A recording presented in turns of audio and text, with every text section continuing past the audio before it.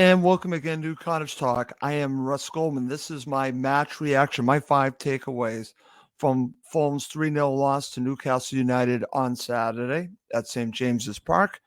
Well, I got this one wrong. I actually predicted a Fulham victory, so I'll be sharing my thoughts on this loss in this upcoming show. Just want to mention that we will be recording next Sunday a live show as Max Cohen and Yashineas will be returning for a post-match show. We will be doing it next week. Thank you, everyone that's given us so many positive responses on the three of us being back together last week. We will be back together next week for another show. So I look forward to bringing that and being with the three of us once again.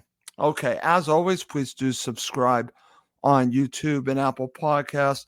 It does help other Fulham supporters find us. Okay, so let's get started. I'll just share my overall thoughts on this loss for Fulham, and it will be coming out of my 5 takeaways. But I thought Fulham, for the opening stages of the match before the red card, played very well, were the equal to Newcastle United. And I'll share my thoughts, what I think would have happened if it was no red card in this match. That'll be coming up. But I thought they played fairly well. Red cards change games, and that's what we saw here. But if I'm looking forward and looking to the upcoming match against Everton, and the match is coming up, obviously Jimenez won't be there, but that should not change my optimism or your optimism going into those matches, because Fulham are not a one-player team. Do they need a striker? Yes, they do, and that'll be coming up in my 5 takeaways.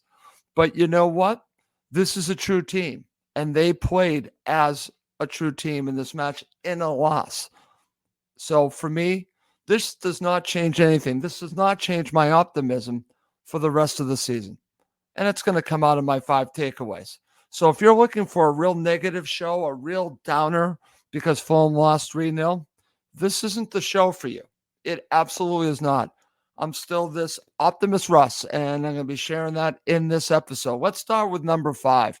This is probably where the negativity will really go, and it starts with this. Number 5 is Raul's red card changed the match, and I think that's pretty obvious. And when I look back at this and what I see for the first 15 minutes of this match, and maybe even longer, as I mentioned earlier, Fulham were the equal to Newcastle United, and I felt very good about the way that they were playing. When you look at this match, they could really cause Newcastle United a lot of problems. Unfortunately, the red is everything.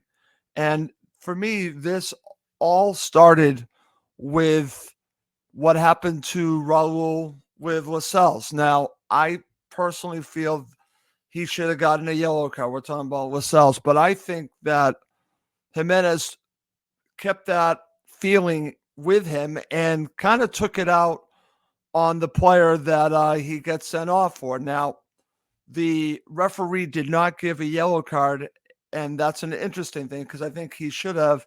Maybe that's why he initially went with a yellow card with Raul, but that was definitely a red card offense.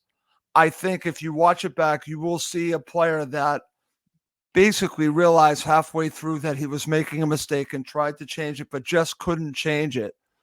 And he basically just goes right into the player's head and deserves to be sent off. And it's unfortunate because now Fulham will miss him for 3 matches, including the match in the Carabao Cup. So this is a disappointment.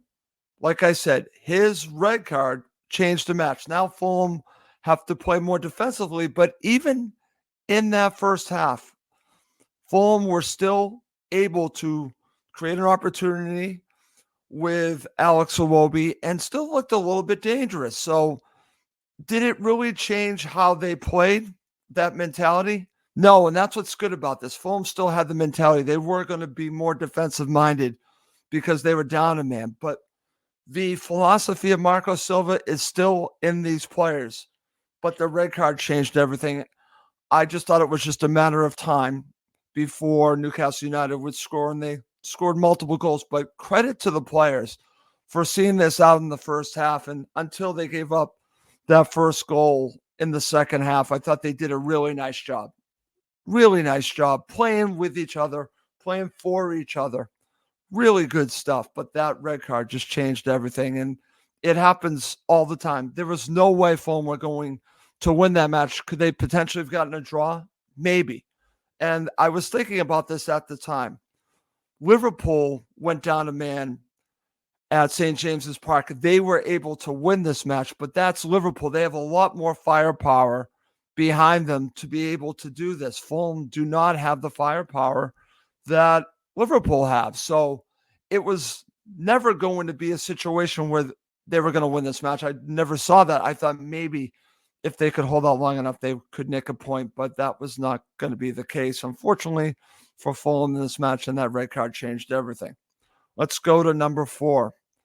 And this is kudos to Bernd Leno, who really just showed why he is so valuable to Fulham Football Club. Number 4, Leno continues to show why he is one of Fulham's best players.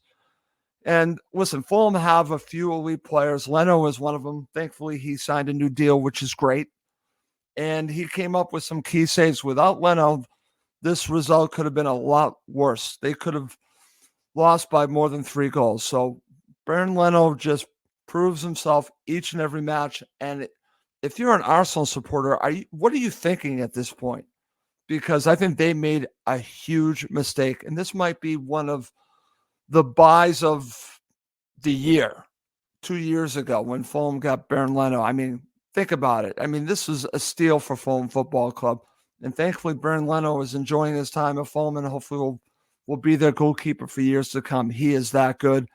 And he showed against Newcastle United how good he really is. So that's why that's my number 4.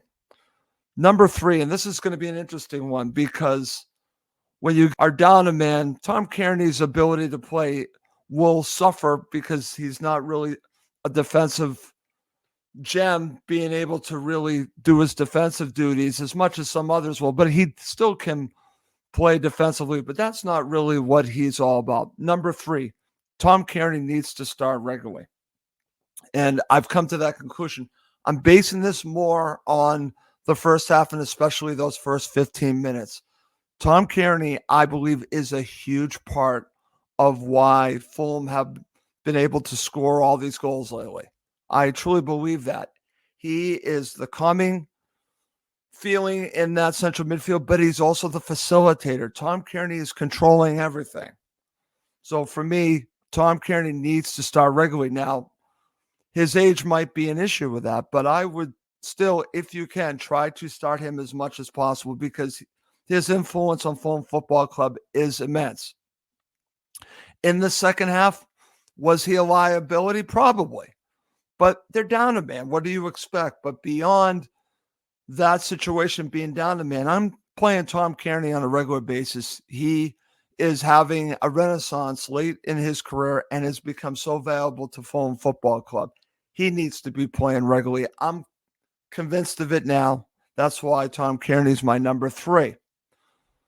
Number 2, let's get to it, is this. If there was no red card in this match, Fulham would have gotten something from the match. I'm convinced of that.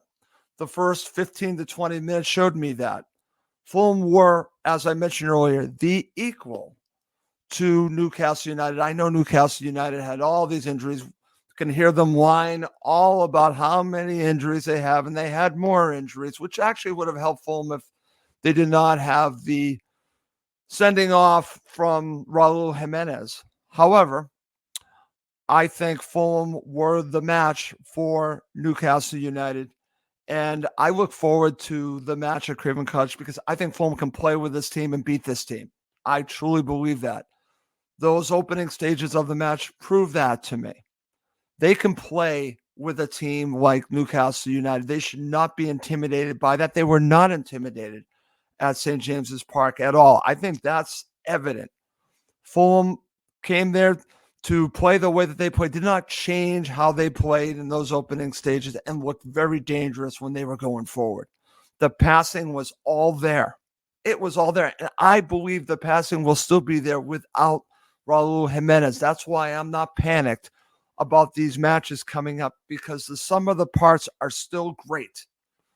You might have an issue at striker right now for the foreseeable future of these three matches, but beyond that, the other players that are making up this team, playing for this team, playing together, I think are going to make up the difference. So I am not expecting Fulham to dip in these next three matches without Jimenez. I'm not. And part of the reason why I feel that way has to do with this match. And like I said, if there was no red card, I truly believe Fulham would have gotten something and could have won this match. They were the equal. I'll say it for the 100th time. I've probably said it 3 times now, to Newcastle United. They weren't much better than Fulham. They absolutely were not. So for me, there was no red card. This match would have seen Fulham get something from it. I believe it. And I'll just go back and say one more time, the red card, and I'm actually watching it right now once again on NBC Sports, and that's a red card. And I just think this was a foolish mistake by Raul Jimenez, and I think he was still feeling the effects of what happened with Lascelles, and he let his emotions get to him, and that's what led to the red card. But if there was no red card, Fulham would have gotten something from this match. That's how I feel. I'm not changing my mind on that. Coming up next, I'm going to give you my number one takeaway from this 3-0 loss for Fulham against Newcastle United. Okay, to finish up the show, here is my number one takeaway. The January transfer window will be key for the second half of the season. So coming out of this match, I can look at it in a couple of ways. You could be very down on Fulham Football Club and say, well, why didn't they take advantage of this opportunity? And yes, I can understand that, because I wanted them to kick on and continue to do what they do. But their play before the red card shows me that they can. So what do? You have to be aggressive in the January transfer window. Now, I'm hearing some things, some good things about the upcoming window, and I have a good feeling that Fulham Football Club will be adding a few players. One could potentially be a former Fulham player, and you've probably seen the speculation in the Mirror about Fabio Carvalho. Dan Crawford had something about it on HamyN.com, and this could be something that I think would be very good for Fulham Football Club. We'll see if that happens. I have a good feeling about that, but until it's done, it's not done. We were also seeing the speculation about Andre and some other players as well. So there are things going on with Fulham Football Club that lead me to believe that they're going to be aggressive in January. Obviously, we have the Paulina situation hanging over their head. We'll see what they do, because I think there are going to be several teams interested in Paulina. But if I'm Fulham Football Club, unless there is a deal that blows you away, you don't sell João Paulina. You just don't. You have to make sure that you have a suitable replacement, but only if the deal is extraordinary would I sell João Paulina in January. That's the way I'm looking at it.